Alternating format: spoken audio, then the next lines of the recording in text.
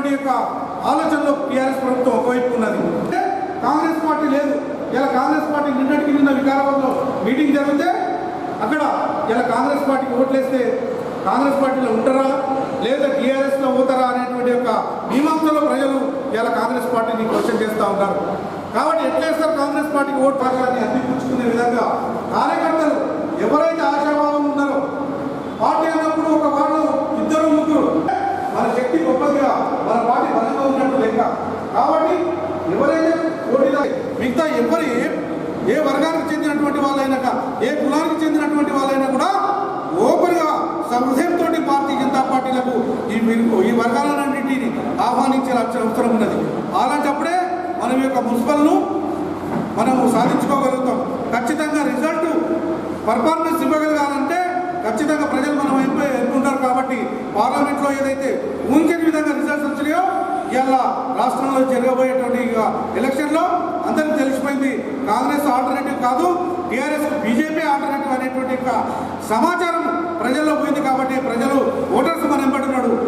కాబట్టి ఆ యొక్క ఉన్నారన్నప్పుడు మనం వాళ్ళందరినీ కూడా ఈ రకంగా సభ్యత్వం ద్వారా కానీ లేకపోతే సమస్యల పట్ల కానీ వాళ్ళకి చేదోడు వాదోడుగా ఉంటూ ఆ ప్రజలను మనవైపు ఆ ఓటర్లను మనవైపు తిప్పుకునే విధంగా మన కార్యాచరణ ఉండాలి.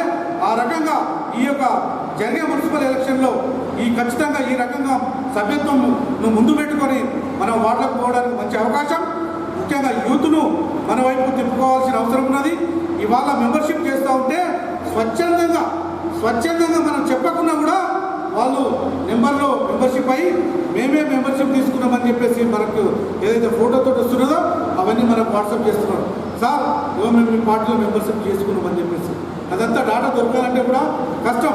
కానీ అయినా మనం ఎవరైతే క్రియాశీలక సభ్యులు ఉండాలనుకుంటున్నారో వాళ్ళందరూ కూడా 50కి తగ్గకుండా 100, 200 ఈ రకంగా పార్టీ సభ్యత్వం చేసుకుంటూనే ఈ యొక్క రాబోయే మున్సిపల్ ఎలక్షన్ కూడా మనం అందరం సమాయత్తం కావాల్సిన అవసరం ఉన్నది.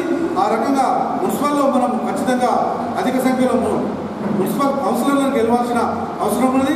ఆ రకంగా ఉన్నప్పుడే మనకు ఉన్నటువంటి ఒక పార్టీ సిద్ధాంతాల పట్ల, ఈ దేశం పట్ల, ఈ సమాజం పట్ల, ఈ సంస్కృతి పట్ల, ఈ జాతి పట్ల ఒక జాతీయవాదులుగా ఇక్కడ ఉన్న ప్రజల యొక్క ఆకాంక్షను, ఇక్కడ ఉన్నటువంటి ప్రజలను నెరవేర్చేది ఒక భారతీయ జనతా పార్టీ తప్ప మిగతా ఏది కాదనేటువంటి ఒక విషయాన్ని ప్రజలకు తీసుకుపోవాల్సిన అవసరం మనం అందరిపైన ఉంటుంది. కాబట్టి ఆ రకంగా మనము ముందుకు పోవాల్సిన అవసరం ఉన్నది. కాబట్టి ఈ రకంగా మనము ఈ ఎలక్షన్ కోసం సమాయత్తం కావాలని కోరుతూ ఈ అవకాశం ఇచ్చినటువంటి పట్టణ శాఖకు ధన్యవాదాలు తెలియజేస్తూ ముగిస్తున్నాను. భారత మాతకి. కేవలము మున్సిపల్ ఎన్నికల దృష్ట్యా మనం ఎలా ముందుకు వెళ్ళాలి దానిపైనే కార్యక్రమం నిర్వహిస్తున్నాం. కాబట్టి మనం విషయం దానిపైన ఎక్కువ ఫోకస్ చేసుకుంటూ కార్యక్రమాన్ని మనం ముందుకు తీసుకెళ్తామని ఆశిస్తూ, మనకు గతంలో మనకు అందరికీ తెలుసు, మనకు జనాభా ప్రాతిపదికంగా 28 వార్డులు లేవు. 2011 ఎన్నికల ఏదైతే జనాభాకు ప్రాతిపదికంగా మళ్ళీ కొత్తగా పట్టణంలో జనాభా పెరిగిందని చెప్పేసి కొత్తగా గ్రామీణ ప్రాంతం నుంచి పట్టణంలో విలీనం చేస్తూ దాన్ని 34 వార్డుగా చేయడం జరిగింది. మనకు మున్సిపాలిటీ ఏర్పడి 30 సంవత్సరాలు పూర్తయిపోయింది. ఈ మున్సిపాలిటీ ఏర్పడక ముందు ఈ మున్సిపాలిటీ ఏర్పడేటప్పుడు ఈ మున్సిపల్ చిన్నగా ఉంది. దీంట్లో కొత్తగా గ్రామ పంచాయతీగా విధానం చేసుకుంటే విస్తీర్ణం పెరుగుతుంది, జనాభా పెరుగుతుంది అని చెప్పేసి అప్పుడు అక్కడ పుట్టగాడి కానీ ఇక్కడ శివడిపేటు, ఎన్నోపల్లి, అదేవిధంగా కుద్రపల్లి, వెంకటరమతాండ ఈ ప్రాంతాలన్నీ కూడా మున్సిపాలిటీలో విలీనం చేసుకొని అప్పుడు మున్సిపల్గా ఏర్పడడం జరిగింది. 30 సంవత్సరాల క్రితం మున్సిపల్ ఏర్పడడం వల్ల ఇప్పటికి కూడా గ్రామీణ ప్రాంతాలు ఏవైతే ఉన్నాయో, మున్సిపల్గా చేసిన గ్రామీణ ప్రాంతాలు ఏవైతే ఉన్నాయో ఇప్పటికి కూడా ఈ 30 సంవత్సరాలలో పాలకవర్గం కాంగ్రెస్, టీఆర్ఎస్ ఏవేవి పాలించినా కూడా ఇప్పటి కూడా మీరు చూడండి, గ్రామీణ ప్రాంతాలు కొత్తగడి కానీ, కుట్రపల్లి కానీ, ఎల్లపల్లి పాటు కానీ, శివడిపేట కానీ ఇప్పటి కూడా గ్రామీణ ప్రాంతం ఏ విధంగా ఉంటుందో అదే విధంగా ఉన్నది. కొత్త కొన్ని రోడ్లు వేసుకొని వచ్చింది అంతే మాత్రాన ఆ విలేజ్ వాతావరణం ఇక్కడ ఉంది. ఆ విలేజ్ ఇంకా పట్టణంగా ఇంకా పూర్తిగా కాకుండానే మళ్ళీ కొన్ని గ్రామాలు మళ్ళీ పట్టణంలో విలీనం చేసింది. ఇది కూడా పట్టణం అయిపోవాలని చెప్పేసి 6-7 కిలోమీటర్ల దూరంలో ఉన్న గ్రామాల నుంచి కూడా మళ్ళీ కలిపి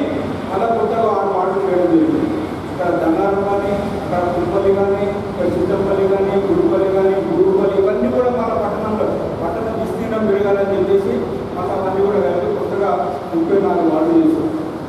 సరే, మనం ఎన్నికల దృష్ట్యా పట్టణ విస్తీకరణ జరగాలని చెప్పేసి అధికార యంత్రాంగం ప్రభుత్వం అధిక నిర్ణయం తీసుకుంది కాబట్టి ఎన్నికల దృష్ట్యా మనం కూడా అక్కడ పోటీ చేయాలి కాబట్టి మనము ఉన్న సమయం చాలా తక్కువ.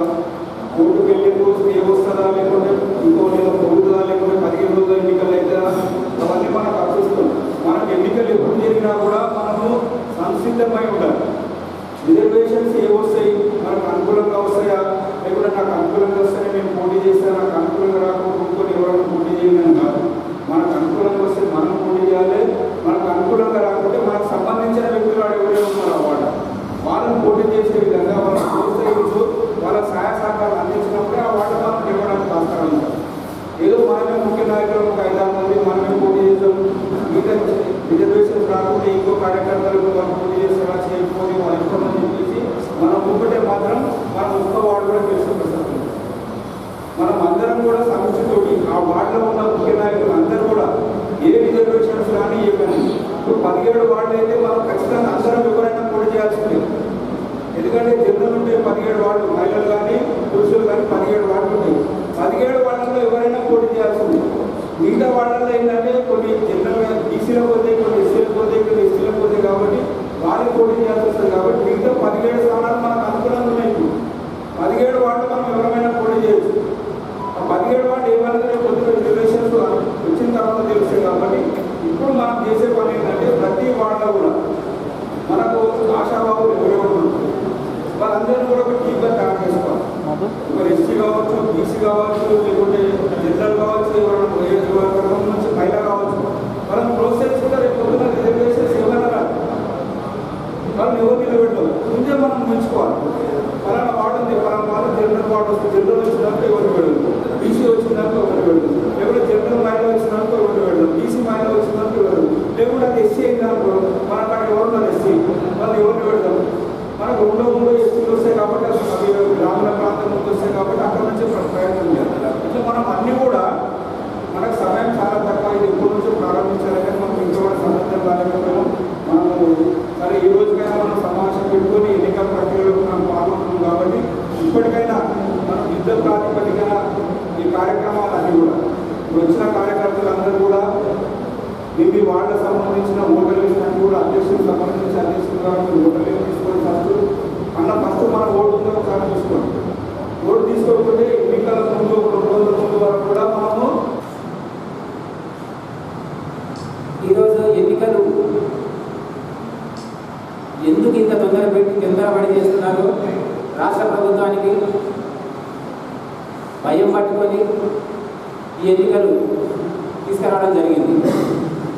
మొన్న అసెంబ్లీ ఎన్నికలకు వచ్చే వరకు 6 నెలల ముందు ఎన్నికలు పెట్టి లబ్ధి పొందడం జరిగింది.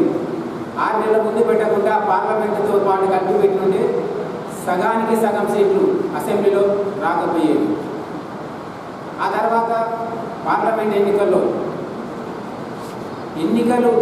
అయ్యి రిజల్ట్ కానీ ఫలితాలు రాకముందే పరిషత్ ఎన్నికలు పెట్టుకోవడం, ఎక్కడ భారతీయ జనతా పార్టీ గెలిచిన తర్వాత ప్రజల మనసు మారిపోతుందేమని భయంతో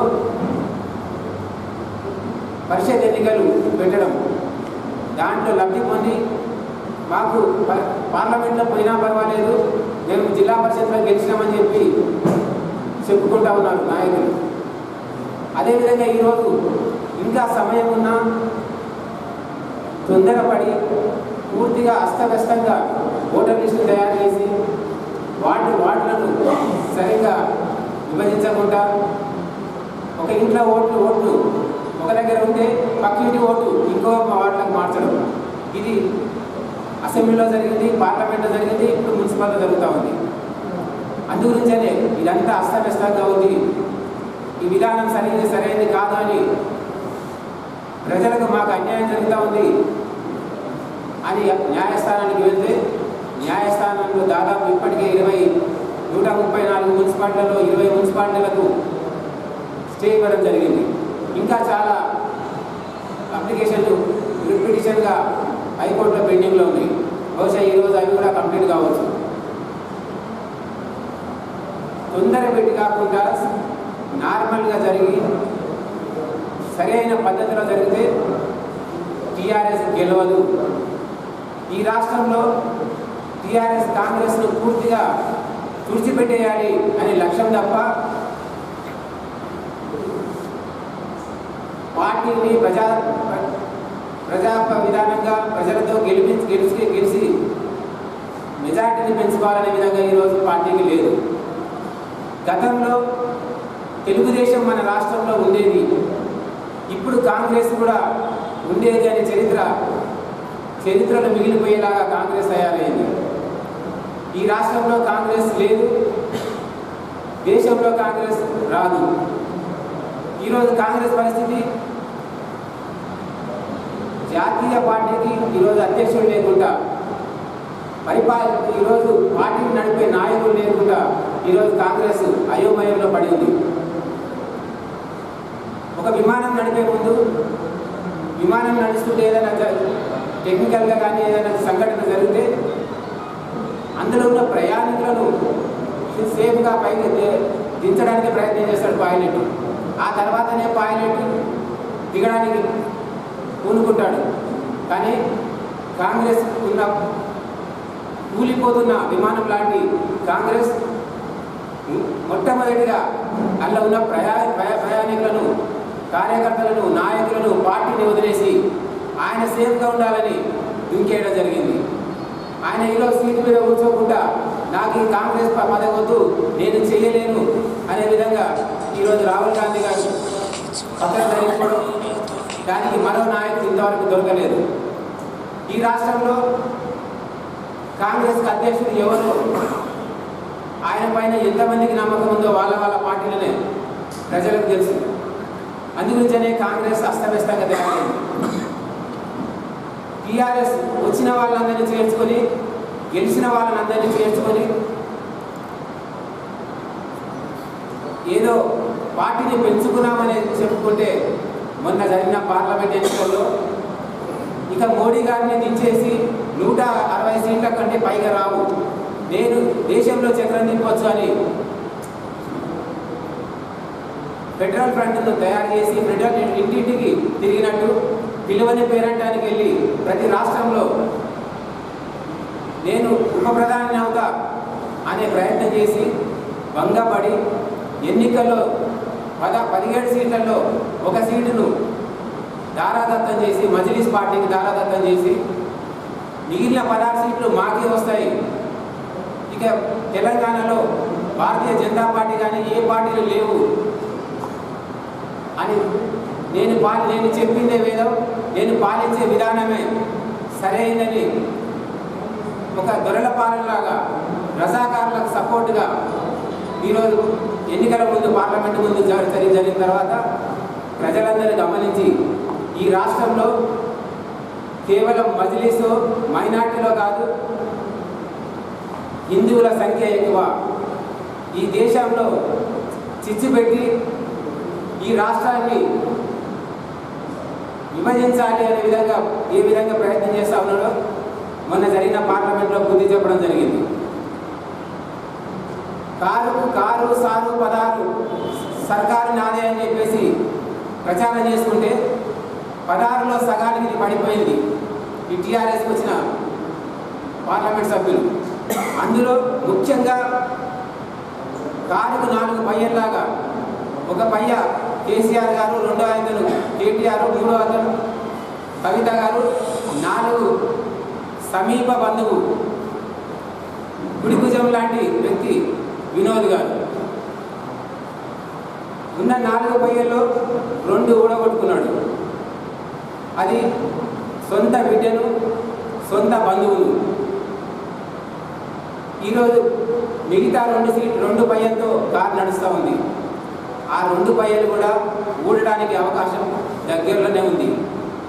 2023లో భారతీయ జనతా పార్టీ తెలంగాణలో ప్రభుత్వం ఏర్పరచుకునే అవకాశం పూర్తిగా ఉంది.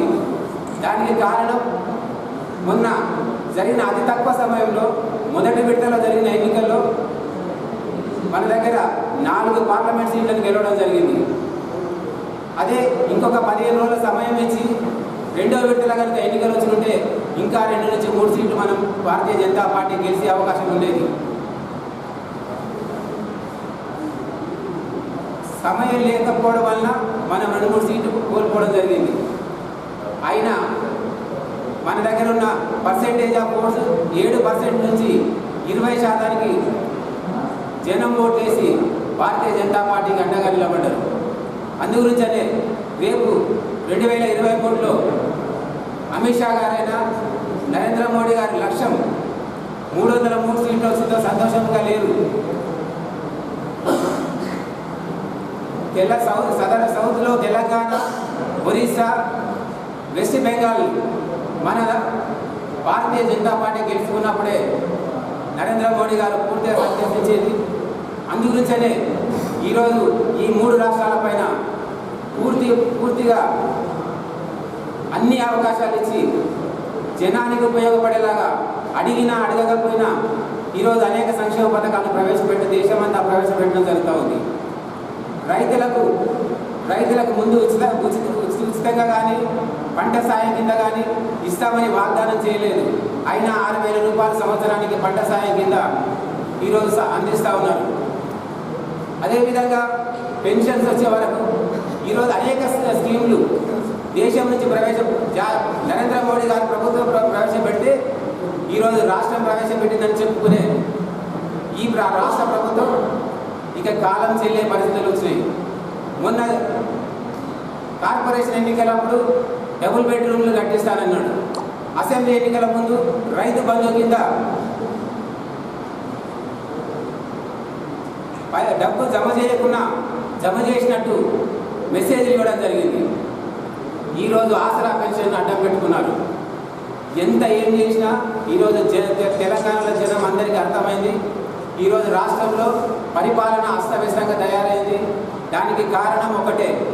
ఆనాడు 2014లో టీఆర్ఎస్ ప్రభుత్వం మొట్టమొదటిసారిగా ఏర్పడ్డప్పుడు ఈ తెలంగాణ రాష్ట్ర ఖజానా నిండుగా ఉండేది.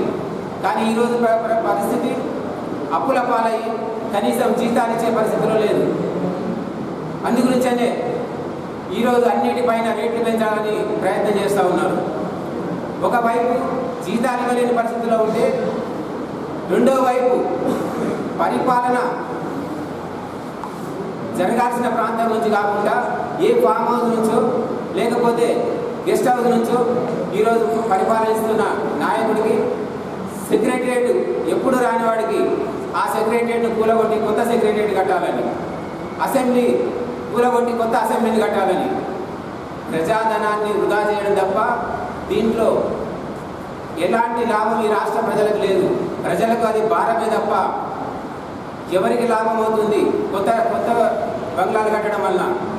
అదేవిధంగా జిల్లాకు ఒక మెడికల్ సెంటర్ను పెట్టకుండా జిల్లాకు ఒక పార్టీ కార్యాలయానికి మాత్రం లేవు. ఆగమేఘాల మీద ఈరోజు స్థలాలు కేటాయిస్తూ ఉన్నారు. అది అవసరమా? పార్టీ అభివృద్ధి కొరక లేకపోతే ప్రజాభివృద్ధి కొరక ఈరోజు మిమ్మల్ని గెలిపించింది? ఇవన్నీ గమనిస్తున్నారు. అదేవిధంగా ఎక్కడ అవకతవక జరుగుతూ ఉన్నాయో, ప్రాజెక్టులలో ఎన్ని అవకతవక జరుగుతూ ఉన్నాయో ఈరోజు ప్రజలు గమనిస్తూ ఉన్నారు. కేంద్రం నుంచి గెలిస్తే నరేంద్ర మోడీ గారికి మనం ఓటేసి గెలిపించిన వాళ్ళం. భారతీయ జనతా పార్టీకి ఓటేస్తే ఎంపీగా ఓటేయడం కాదు, ఈరోజు వార్డు మెంబర్గా గెలిచి మున్సిపల్ చైర్మన్గా ఉంటే ఈ మున్సిపల్లో నిధులు తీసుకురావడానికి అవకాశం ఉంటుంది. అందుకే మాట్లాడేవాడు లేకపోతే వాళ్ళు చేసేది వాళ్ళ ఇష్టానుసారంగా వాళ్ళు చేయడానికి అవకాశం ఉంది. 34 వార్డులలో కనీసం మనం 20 వార్డులను గెలిచే అవకాశం వికారాబాద్లో ఉంది. తాండూరుకు, వికారాబాద్కు, అదేవిధంగా చేవేళ్ల పార్లమెంట్లో ఉన్న 13 మున్సిపాలిటీలలో 10 మున్సిపాలిటీలను మనం గెలవబోతా ఉన్నాం. ఈ జిల్లాలోనే 4 అయితే ఈ పార్లమెంట్లో 3. అదేవిధంగా రంగారెడ్డికి వచ్చే వరకు 10 మున్సిపాలిటీస్ ఉన్నాయి. ఈ 13లో మనకు 10 అవకాశం ఉంది. ఎందుకంటే రాజేంద్ర నగర్, మహేశ్వరం పూర్తిగా బలంగా ఉంది. తాండూరు, వికారాబాద్ గెలిచే అవకాశాలు ఉన్నాయి. గతంలో 2 సార్లు చైర్మన్గా మన తాండూరులో మన చైర్మన్ ఉండేవాడు. వికారాబాద్ను అప్పుడున్న పరిస్థితులు వేరు, పార్లమెంట్ ఎన్నికల తర్వాత జరిగిన పరిస్థితులు వేరు, ఇప్పుడున్న పరిస్థితులు వేరు. ఇప్పుడు ఎక్కడికి వెళ్ళినా భారతీయ జనతా పార్టీలో కాంగ్రెస్ వాళ్ళు, తెలుగుదేశం వాళ్ళు, టీఆర్ఎస్ వాళ్ళు ఈరోజు పార్టీలో చేరుతామంటా ఉన్నారు. రోజుకు పార్టీలలో చేరుతూ ఉన్నారు.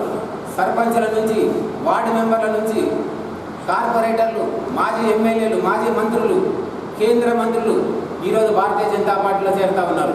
ఇంకా చాలామంది సంప్రదిస్తూ ఉన్నారు. 2023లో ఎన్నికలు కనుక అప్పటి వరకు భారతీయ జనతా పార్టీ ఒక బలమైన శక్తిగా ఈ రాష్ట్రంలో ఎదుగుతుంది. ఈ రాష్ట్రంలో భారతీయ జనతా పార్టీ గెలిచే అవకాశాలు పూర్తిగా ఉన్నాయి కనుక ఈరోజు ప్రత్యామ్నాయ పార్టీ ఈ రాష్ట్రంలో టీఆర్ఎస్ వేరే పార్టీలు కాదు, కేవలం భారతీయ జనతా పార్టీ. ఒకప్పుడు భారతీయ జనతా పార్టీలో ఏమున్నది, ఒక సీటు గెలుస్తారు, 2 సీట్లు గెలుస్తారని చెప్పేసి ప్రచారం చేసిన వాళ్ళు ఈరోజు బీజేపీని చూస్తే టీఆర్ఎస్కి భయం పట్టుకుంది. అందుగురించనే ఒకటి మనకు ఈ మున్సిపాలిటీ గెలిస్తే ఈ మున్సిపాలిటీలో, వికారాబాద్ మున్సిపాలిటీలో నిధులు తీసుకురావాలంటే మన దగ్గర కేంద్ర మంత్రితో సహా ఎంపీలు ఉన్నారు. మీరు గెలిచి చైర్మన్ కానీ వార్డు మెంబర్లు ఎక్కువ మంది గెలిస్తే రేపు కేంద్ర మంత్రి కిషన్ రెడ్డి గారిని కానీ ఎంపీలను పట్టుకొని మనం నిధులు తెచ్చి ఇక్కడ అభివృద్ధి చేయడానికి అవకాశం ఉంది. అదేవిధంగా ఇక్కడ టీఆర్ఎస్ గెలిస్తే యథాస్థానం, యథా ఎమ్మెల్యే, యథా మంత్రి, కనీసం ముఖ్యమంత్రిని కలిసే అవకాశం లేని నాయకులు, ముఖ్యమంత్రి అపాయింట్మెంట్ ఇయ్యని ముఖ్యమంత్రి ఈ పరిస్థితిలో ఉన్నారు. అందుగురించనే Bharatiya Janata party ward member నుంచి పై స్థాయి వాళ్ళు ఎవరైనా సరే మన చైర్మన్ కనుక గెలిస్తే ఇక్కడ నిధులు తీసుకొచ్చి వికారాబాద్ను అభివృద్ధి చేయడానికి అవకాశం ఉంటుంది. కనుక మనం ఒక వార్డు మెంబర్ ఏం చేస్తాం, లేకపోతే ఒక మున్సిపల్ చైర్మన్ ఏం చేస్తాడు అనేది కాదు అనే నమ్మకం మనకు నమ్మకం ఉండాలి. ఎందుకంటే నేను గతంలో పోటీ చేసినప్పుడు భారతీయ జనతా పార్టీ ఎట్లా గెలవదు అని చెప్పేసి చాలామంది మనసులలో ఉండేది. అందుగురించి మన ఓటును పక్కన వేయడానికి కూడా ప్రయత్నం చేశారు. కానీ ఈరోజు పరిస్థితి చూస్తే భారతీయ జనతా పార్టీ గెలుస్తుంది, భారతీయ జనతా పార్టీ గెలుస్తుందనే జనంలో నమ్మకం వచ్చింది. అసెంబ్లీలో ఎన్నిక జరిగినప్పుడు డిసెంబర్లో ఎన్నిక జరిగితే ఏప్రిల్ వరకు కేవలం 4 నెలల్లో 1,00,000 ఓట్ల నుంచి 2 లక్షల పైచిలుకు ఓట్లు మన చేవేల పార్లమెంట్లో జనం వేశారు. అయినా వాళ్ళు నరేంద్ర మోడీ గారి మీద అభిమానంతో వేశారు. కానీ ఈరోజు పరిస్థితి భారతీయ జనతా పార్టీ గెలుస్తుంది, నరేంద్ర మోడీ గారి లక్ష్యం నాయకత్వంలో పార్టీ నడుస్తుంది కనుక సుస్థిరమైన పాలన అందించగల సత్తా భారతీయ జనతా పార్టీకి ఉంది. అందుగురించనే ఇక్కడ ఈ పార్టీ గెలుస్తుందనే నమ్మకం ప్రజల్లో ప్రతి ఒక్కరిలో వచ్చింది. మిగతా పార్టీలు ఈరోజు ఖాళీ అయ్యే పరిస్థితి ఉంది కనుక ఇవన్నీ దృష్టిలో పెట్టుకొని మనం ఎవరైతే పోటీ చేస్తారో వార్డులలో పూర్తిగా నిర్ణయం అయిన తర్వాత, రిజర్వేషన్లు ఫైనల్ అయిన తర్వాత ఎవరెవరు పోటీ చేస్తారో పోటీ చేసి గట్టిగా నిలబడే అభ్యర్థులకు పూర్తి అవకాశం ఇస్తాం. గెలిచిన వాళ్లకు పూర్తిగా సహకరించడానికి, ఇక్కడ వార్డులను అభివృద్ధి చేయడానికి, మున్సిపల్ని అభివృద్ధి చేయడానికి పార్టీ పరంగా అన్ని విధాలా సహకరిస్తామని చెప్పేసి మీ అందరినీ కోరుతూ ఈ అవకాశం ఇచ్చిన వికారాబాద్ టౌన్ సభ్యులకు, నాయకులకు ప్రతి ఒక్కరికి పేరు పేరున ధన్యవాదాలు తెలియజేస్తా ఉన్నాం. మీరందరూ ఇక్కడ ఉన్న నాయకులు ప్రతి ఒక్కరు కంటెంట్ చేయాలి. చైర్మన్ అంటే తక్కువేం కాదు, చైర్మన్ మీ దగ్గర నుంచి అవుతారు కనుక చైర్మన్ కావాలని కోరుకుంటా ఉన్నాము. పార్టీ పరంగా ఎలాంటి సహాయ సహకారాలన్నా తప్పనిసరిగా అందిస్తామని చెప్పి తెలియజేస్తూ సెలవు తీసుకుంటాం.